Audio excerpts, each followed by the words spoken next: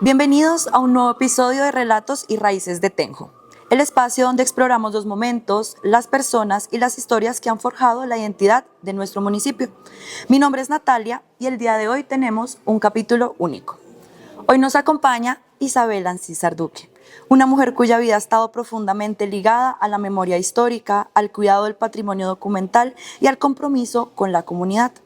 A lo largo de los años, Isabel ha sido custodia de archivos, manuscritos, fotografías y documentos que cuentan parte de la historia de Colombia y, claro, de nuestro municipio. Su trabajo ha permitido preservar colecciones fundamentales para la investigación histórica del país, entre ellas el archivo de su bisabuelo Manuel Ancísar Basterra, intelectual del siglo XIX, integrante de la Comisión Coreográfica y primer rector de la Universidad Nacional de Colombia. Pero su labor también ha sido fundamental para Tenjo. Gracias a sus donaciones y a su interés por la memoria local, hoy contamos con materiales muy valiosos para la memoria, conservados en nuestra Biblioteca Municipal Isabel Morillo de Luque. Una colección que muestra cómo era el pueblo décadas atrás, sus montañas, calles, arquitectura y la vida cotidiana de quienes lo habitaron. Hoy conversaremos con Isabel sobre memoria, patrimonio, historia y sobre la importancia de cuidar los documentos y las imágenes que nos permiten comprender quiénes somos. Isabel, bienvenida a Relatos y Raíces de Tenjo. Muchísimas gracias por venir. Vamos a hablar como primero entonces de esos vínculos con Tenjo. Isabel, tú llegaste muy joven a la finca de Recreo. ¿Qué recuerdos guardas de estos primeros años en Tenjo? Sí, papá compró la finca del Recreo en enero de 1947, antes de que yo cumpliera los 7 años, que los cumplí en febrero del 47. Entonces tengo recuerdos desde esa época, cuando papá le compró a don Arturo Macías la finca del Recreo, y después que comprendía el rancho que se está cayendo y la tierra del cerro, que yo vivo junto al cerro. Y después le compró a don Jorge Leaño otro pedazo que había sido de la misma finca El Recreo, que tenía una casa construida ya, que fue la que papá arregló y en la que papá vivió hasta que murió. Entonces él compró dos lotes, digámoslo así. Y yo tengo muchos recuerdos de esa época. Yo no tengo memoria auditiva muy buena, pero visual sí. Y desde los 7 años yo me escapaba y me iba a hablar con los vecinos. Y sobre todo me gustaba mucho hablar con las personas ya viejitas.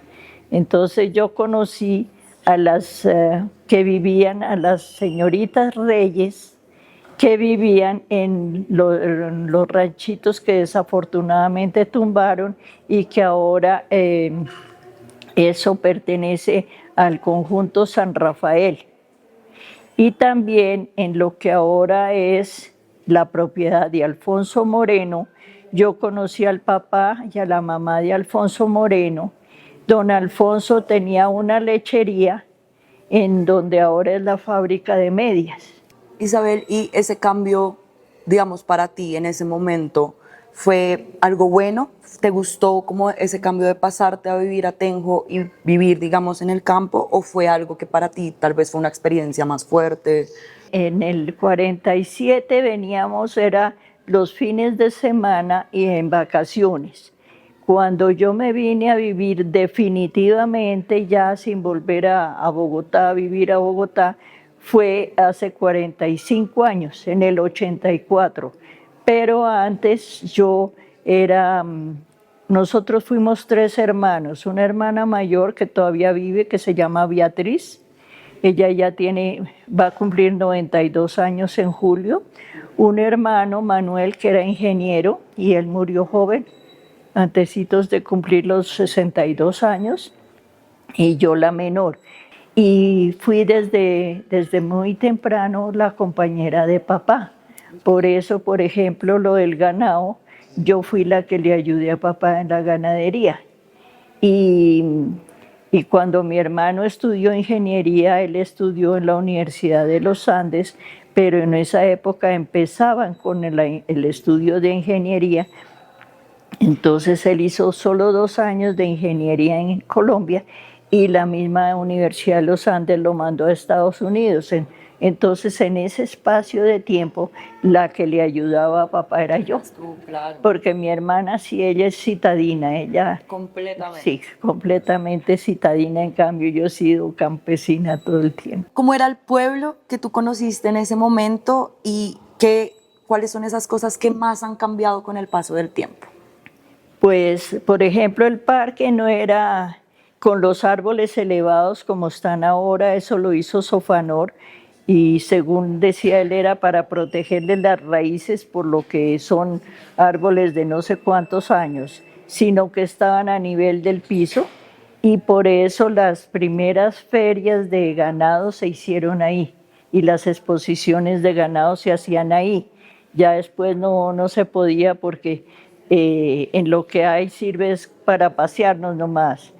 Y ahí se llevaban a cabo los días de mercado, que eran los lunes. Entonces, desde esa época, yo iba con papá y con mamá a hacer el mercado, a comprar la sal para mi caballo, que yo el primer caballo que tuve fue un pony de color rojo. Tu familia pues tuvo una presencia importante en esa pues vida del municipio. ¿Cómo recuerdas esa relación tuya y de tu padre con la comunidad tenjana? Bueno, papá hizo varias cosas. Primero, él fue de la junta directiva del Hospital Santa Rosa. En esa época, el Hospital Santa Rosa pertenecía parte a la parroquia y parte a la alcaldía. Entonces, el párroco, que era el padre Rodríguez, lo nombró su representante en la junta del hospital. Entonces él actuaba como miembro de la junta directiva del hospital. En esa época la ecónoma del hospital era Carmenza Gutiérrez de Macías. Primera exposición de ganado la organizó Carlos Torres, papá de él fue el dueño anterior de la finca El Chacal. Okay. Y después de Carlos Torres, la próxima exposición la organizó papá y él siguió organizando. Él organizó 2 o 3 exposiciones aquí en Tenjo y organizó una en Tabio también, porque él ya pertenecía a la asociación Holsten y la asociación Holsten lo apoyaba a él en la organización de las exposiciones. Y por otro lado, él compró la finca El Recreo en el 47 y creo que fue como en el 57, él heredó una parte de la antigua finca de Altamira. De Altamira, sí. Entonces ya allá comenzó con ganado.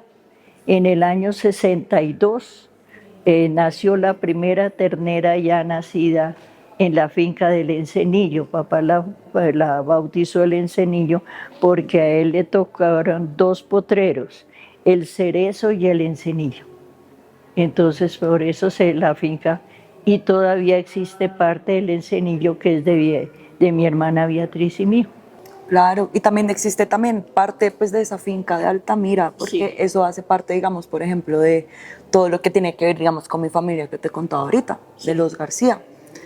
Es que resulta que la finca Altamira, yo tengo las escrituras antiguas de la finca Altamira. El primer familiar mío que vino y compró tierra en Altamira no fue por el lado Ancísar, sino por el lado Sordo. Papá era de apellido Ancísar Sordo. El primer familiar que tuvo propiedad en Tenjo fue Juan Sordo Girardó. Yo tengo las escrituras antiguas de Altamira. Resulta que él compró en el año 68, pero tengo escrituras desde el año 64, creo que son, en que figura que porque la finca Altamira comenzaba desde lo que ahora se llama la Mana Colorada. Sí. Antes de llamarse la Mana Colorada, yo le pregunté un día a don Humberto Bulla, ¿por qué dice en las escrituras que el desagüe? Dijo, porque el desagüe es en Carrasquilla. Entonces me dijo, no, es que la Mana Colorada antes se llamaba el desagüe. Y ahí en las escrituras figura que antes de llamarse el desagüe se llamaba Pozo Santo. Entonces las primeras escrituras figuran de unos indígenas, y entre los indígenas hay unos con apellido Castañeda, pero todos sabemos que los indígenas se ponían el nombre del patrón, pero ahí aparecen unos apellidos indígenas en que dice que le están vendiendo al cura Pulido. Hablando con Consuelo Gutiérrez Pulido, me dijo que ese cura era el cura de Tenjo, cura párroco, que ese cura había sido pariente de ellas. El cura Pulido lo trasladan, dice las escrituras, al colegio, me imagino que a las mesitas del colegio, y le vende a otro señor esos lotes. Entre esos lotes hay un lote que figura con el nombre de Altamira. Y ese otro señor, que no me acuerdo del apellido, se lo vendió a mi bisabuelo Juan Sordo Girardot. Y entonces cuando Juan Sordo Girardot, que se muere muy joven, y muere en 1892, inicialmente la tierra queda a nombre de su esposa. Y cuando muere su esposa, le queda uno de los hijos llamado Jorge Sordo Menéndez. Jorge Sordo Menéndez era hermano de mi abuelita, la mamá de papá, Elisa Sordo Menéndez. Entonces Jorge Sordo Menéndez no solamente recibe la finca, sino que la agranda y compra terrenos, aumentando la cantidad de fanegadas. Y cuando él muere soltero, sin descendencia, y queda que la finca se divida entre los hijos de sus 3 hermanas casadas. Sus hermanas casadas eran Paulina Sordo de Samper, que heredan la parte, digamos, hacia el cerro de enfrente. Bárbara Sordo, casada con otro Samper, antepasada de los Castilla. Y Elisa Sordo de Ancísar, mi abuela. De lo que le tocaba a los 3, papá tuvo 2 hermanos, pero el menor murió antes de que recibieran esa tierra, y quedaron el hermano mayor de papá, llamado Enrique, que después a su parte le puso Tailandia. Okay. Y lo de papá, que él le puso el Encenillo. El Encenillo, claro. Sí. Qué impresionante esas historias, Isabel. Vamos a continuar pues con las preguntas. Tú has dedicado gran parte de tu vida a proteger pues todo este documento y estos pues documentos históricos. ¿De dónde nace ese interés por la memoria y los archivos?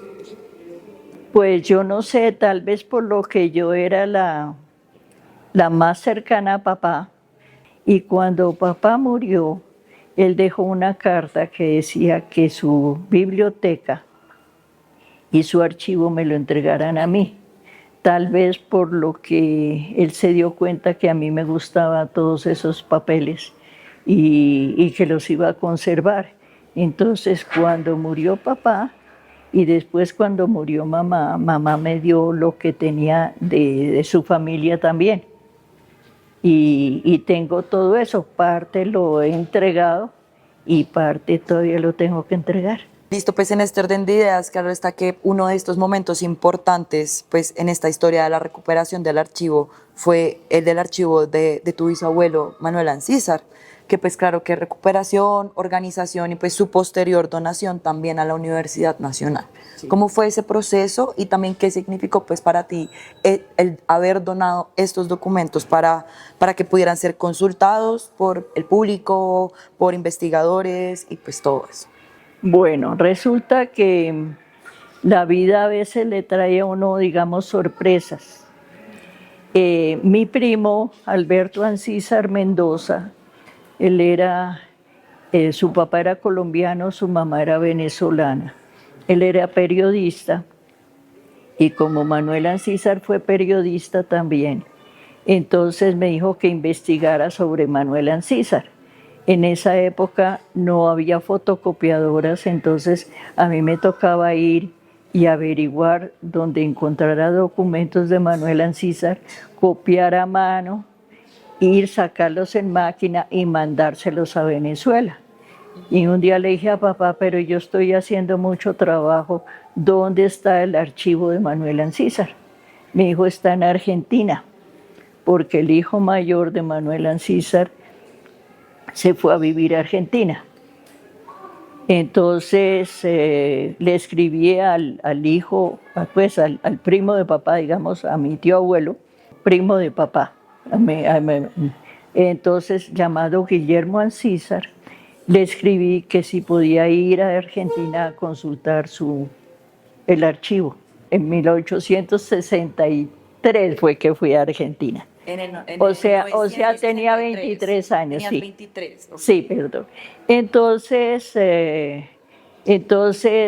papá le dijo a mi hermana, ¿por qué no la acompaña y pasean? En esa época, pagar uno el tiquete Bogotá-Buenos Aires le servía para darle la vuelta a Sudamérica, que habían tomado la decisión de entregarme el archivo con 4 condiciones. Primero, que yo no lo podía repartir entre la familia, que permanecía uno solo. Segundo, que yo no iba a ganar dinero vendiendo parte del archivo, ni que yo no sacaba provecho económico. Claro. Tercero, que lo prestaba para investigación. Y cuarto, que se escribía una biografía. Entonces yo dije que me comprometía con los 3 primeros y que me comprometía a que papá escribiera la biografía porque yo no era capaz, pero yo todavía no sabía cuánto era. El otro primo, Roberto, fue y pesó los papeles, esos eran 25 kilos. Antes de salir para Buenos Aires, me fui al Ministerio de Relaciones y pregunté qué tenía yo que hacer, porque si me traía el archivo, que no me fueran a trancar en el aeropuerto y quitarme los papeles, porque en ese momento había el furor de que, ay, qué papeles, qué comunistas, qué propaganda, que no sé qué. Le dije, donde me roben eso, ¿yo qué hago? Entonces un compañero de estudios de papá, entonces me dijo, no, pues tráete una carta de nuestro embajador en Buenos Aires para que no te vayan a quitar el archivo.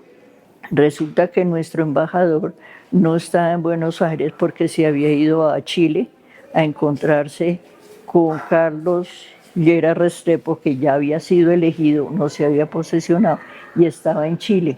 Entonces se fue a echarle cepillo a Llera Restrepo y no estaba en Buenos Aires, entonces me tuve que venir sin la carta. ¿Y no te pusieron problema en el aeropuerto? No, cuando aterrizó el avión eso estaba relleno de gente y me bajé y estaba este señor Eduardo Restrepo y le dije, ¿qué pasa, Eduardo? ¿Por qué hay tanta gente? Dijo, porque Llera Restrepo va a aterrizar en cualquier momento. Le dije, yo me traigo el archivo, pero no traigo ninguna carta de nuestro embajador porque el embajador se fue a Chile a echarle cepillo a Llera Restrepo. Dijo, yo me voy a quedar aquí hasta que llegue el otro vuelo y si tienes algún problema me avisas. Bueno, llegué, yo le había mandado un cable a papá y papá había tomado un seguro para el archivo por si acaso le pasaba algo. Entonces yo le mandé un cable a papá diciendo aterrizo en el vuelo no sé cuántos, él me estaba esperando. que me abrió las maletas. ¿Y esto qué es? Le dije, un archivo antiguo, mire nomás la escritura y todo, no me puso problema. Ay, salí ya de la aduana con mi archivo. Y después entonces fue la organización, porque yo digo que ese archivo, y lo mismo pasó con el del hijo mayor del que después no lo mandaron, que fue organizado según la costumbre argentina, porque por ejemplo, en vez de organizar la correspondencia, por ejemplo, con Mosquera, que tuvo tanta correspondencia, estaba organizada era por años. Y ya después yo pensé que ya era hora de que lo entregara porque una vez que me atracaron me dio susto de que le hicieran algo al archivo y me comuniqué con la Universidad Nacional. Y un día, yo digo que es que la ganadería me ha llevado a la cultura. La ganadería te ha llevado a la cultura. Eso suena súper bonito. Sí, porque resulta que el veterinario de muchos años, de apellido Portilla, graduado en la Universidad Nacional, le dije un día, Daniel, ¿tú conoces a alguien con quien yo pueda hablar para la entrega del archivo? Me dijo, yo te traigo la persona indicada. Eso fue a mitad de semana. El sábado me trajo un señor que resultó ser primo de él y era el director del Observatorio Astronómico. Y le mostré lo que yo tenía y dijo, no, esto es muy valioso, yo me voy a conseguir a la persona indicada. Y se comunicó con el que era el director del archivo histórico, Ramón García Piment. Yo tengo una foto en que está Ramón y se vino con una secretaria y yo estoy así mirando y leyéndole los títulos de las carpetas y dijo, no, esto es muy valioso, no sé qué, y se organizó la entrega. Yo entregué 21 cajas de cartón llenas de documentos, porque Manuel Ancísar, además de llegar a ser el primer rector de la Universidad Nacional, fue secretario de CODASI, y por eso el libro, que ya tiene 9 ediciones de la peregrinación de Alfa, sí. Él fue diplomático y cuando fue ministro, que se llamaba en esa época los embajadores, conoció a Bello en Chile. Y entonces él fue el que trajo el Código de Bello, que es la base de nuestro Código Civil, lo trajo porque él fue amigo de Bello. Hace relativamente poco me encontré una cosa de que él participó en la construcción del ferrocarril del Pacífico. Entonces me sigo encontrando cosas. Todavía, sí. Después de igual ya haber organizado, haber hecho la donación, sí. Y mira cómo sigues encontrando cosas, porque hoy también nos trajiste otras fotos también para mostrar, como eso del archivo me parece muy bonito. Sí. Y lo que tú decías de guardar papeles, que creerse importante, no, sino esos papeles que para otras personas pueden ser entonces basura, sí. Información que no interesa, pues como tú decías, sí forma la historia. Y es gracias a eso pues que tenemos conocimiento de cómo eran también pues los tiempos de antes. Sí, y entonces pues tengo, como te digo, de Manuel Ancísar. Manuel Ancísar se casó con Agripina Sampera Agudelo, entonces ya salió ella fue escritora y poetisa, salió ya y un libro.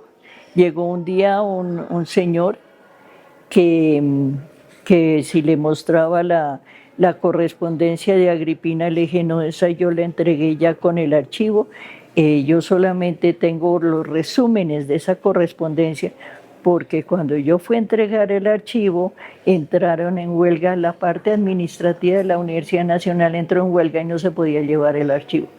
Entonces yo aproveché, hice un resumen de los papeles que tenían que ver con la familia.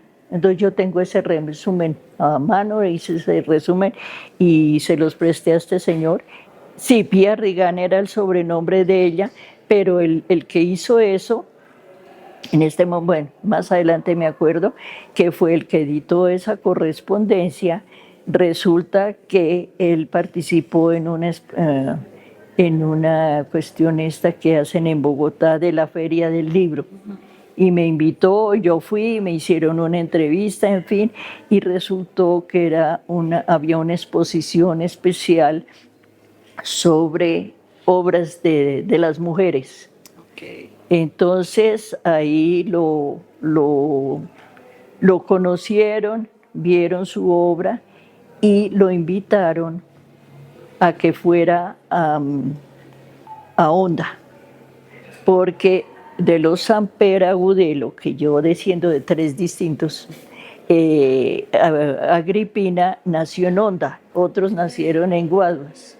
Y por otro lado, la única hija mujer de Manuel Ancísar se casó con Ernesto Rotlisberger, que es que fue el papá de Walter Rotlisberger, quien compró aquí la aldea. Entonces por ahí también hay cercanía con la familia Rotlisberger. Y entre otras me dijeron que alguien de la familia tengo que averiguar, había escrito un libro sobre antropología. Además de ese trabajo que has hecho con archivos, tú también has participado activamente en la vida comunitaria del municipio, de acá de Tenjo. ¿Qué te motivó a involucrarte en estos procesos y cuáles son los más memorables para ti? Bueno, una de las cosas que hice, fui la primera coordinadora del Comité de Discapacitados. Sí. ¿Por qué?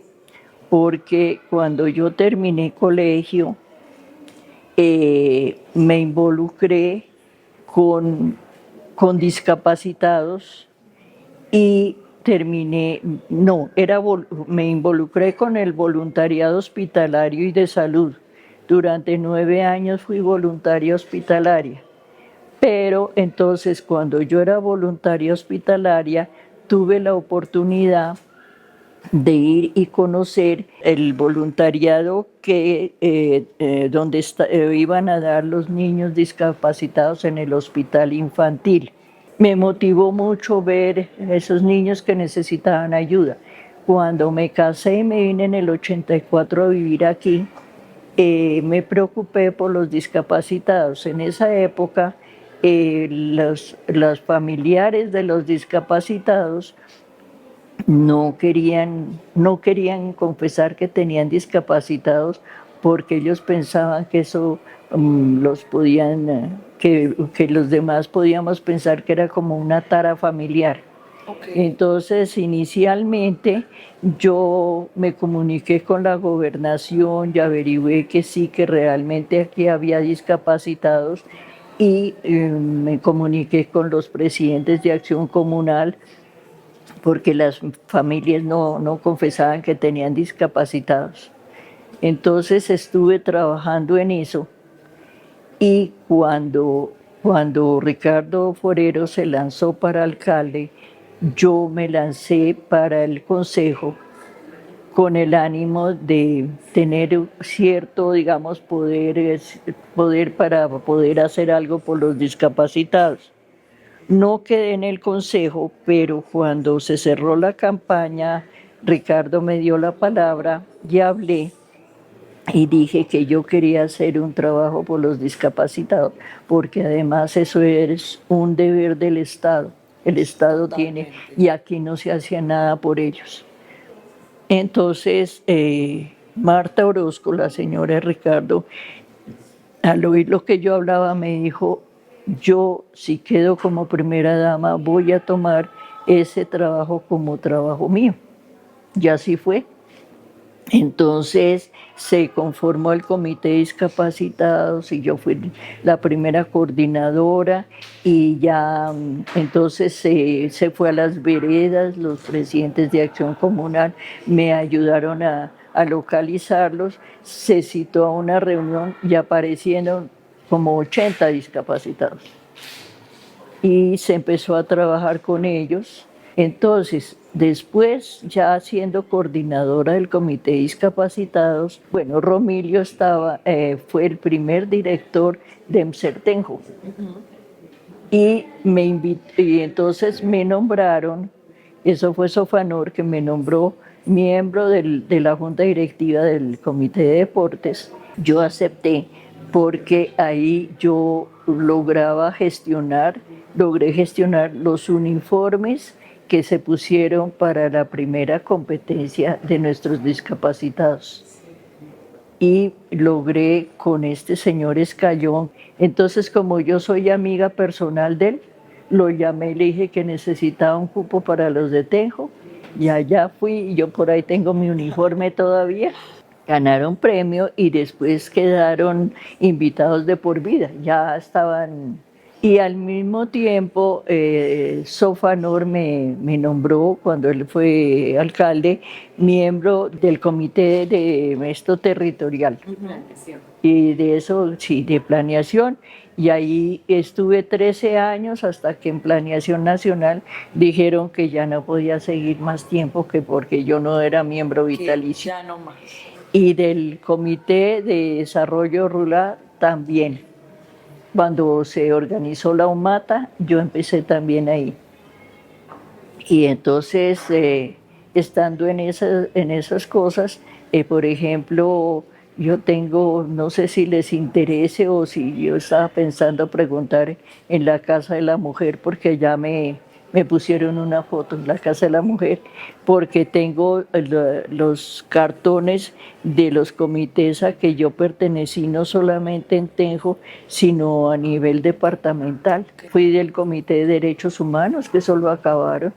Eso fue Luz Helena Morales de Zapata, la señora de Zapata González, la que, siendo personera, organizó el Comité de Derechos Humanos, y eso después lo acabaron. Yo fui de ese comité y muchas veces me mandaban inclusive a reuniones. Otra vez fui por ejemplo, a la gobernación también. Pues yo lo que pienso es que el día que yo me muera, quién sabe qué hacen con eso. Piensan que todo eso es basura, y no por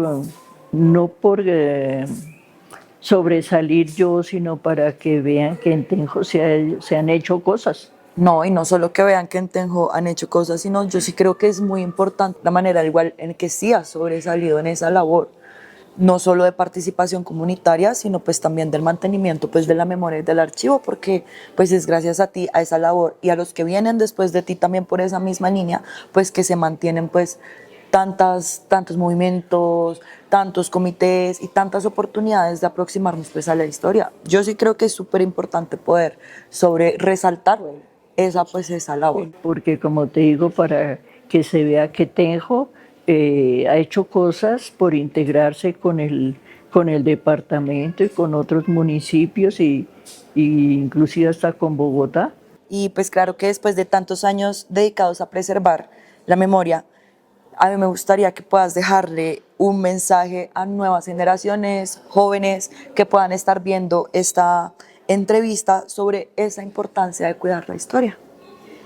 Bueno, pues a mí realmente me preocupa que entre los jóvenes ahora no se interesan, digamos, por documentos. Ellos están pendientes es del celular y de cosas que seguramente tienen mucha información, pero que están olvidando historia de Tenjo que tenemos que conservar, porque es donde yo no nací aquí, pero me considero tenjana, y yo creo que después de tantos años de vivir aquí ya me adoptaron como tenjana. No lo dudes ni un solo segundo. Y papá quiso mucho a Tenjo también, y por eso tal vez yo a través de él me enamoré de Tenjo. Y mi hermana ha querido, ahora que tengo varios años, que me vaya a Bogotá. Le digo que no, que yo sigo aquí y aspiro que me entierren aquí. Mi marido las cenizas de mi marido están entre el bosque de pinos que tengo. Ustedes deben saber que Bolívar pernoctó en la casa de Hansi Zapata, en el Desvelo, que Santander pernoctó en la Aroa, que la están dejando caer, y que inclusive durante la Guerra de los 1000 días parece que pasó tropa por aquí, porque un día papá escarbando para sembrar maticas ahí en el recreo, se encontró la chapa de un cinturón militar y se la mostró a don Pachito Quintana, que venía a ser el abuelo de Miguel Romero, el que llamaba Miguel Sacristán, que tal vez tú lo conociste. Y le dijo don Pachito, ¿esto qué será? Dijo, eso fue de cuando la guerra de los 1000 días que pasó el ejército por aquí, para que las futuras generaciones se interesen, porque es que ellos ni estudian historia, desafortunadamente ahora no enseñan historia, ni antigua, ni estudian la presente, ni les importan las cosas actuales. Entonces va a llegar un momento en que es como que todos los tejanos hubiéramos nacido así de pronto y no se conserva la historia de los antepasados. No, completamente de acuerdo. Para todos nuestros oyentes, para las personas que están viendo esta entrevista, que ojalá sea una invitación a poder mantener documentos, hacer recuperación de archivo, y claro que no, ¿por qué no recuperar, mantener, archivar la memoria, no solo de nuestro municipio, sino pues también todos esos espacios que habitamos? Jorge Ancísar fue el primer colombiano que sembró champiñones en Colombia. Se asoció con el señor Alfredo Peck. Peck, aunque se pronuncia con P, es B-E-C-K. Y allá aprendió más tarde Luis Carlos Triana la siembra de champiñones. Por eso él ahora siembra champiñones y tiene tenía su cultivo arriba de mi casa. Ahora parte de ese cultivo se pasó a un pedazo del encenillo que le vendí yo. Ese señor alemán trabajaba con una empresa llamada La Zeiss, productora de equipos técnicos. Papá lo conoció porque en esa época que lo conoció, papá era director del Laboratorio Químico Nacional y el laboratorio compraba esos elementos. El señor Peck estaba en Colombia cuando estalló la Segunda Guerra Mundial y quedó, como quien dice, encerrado en Colombia y no podía regresar. Entonces, papá se hizo muy amigo de él. Después Estados Unidos promovió el regreso del señor a Alemania.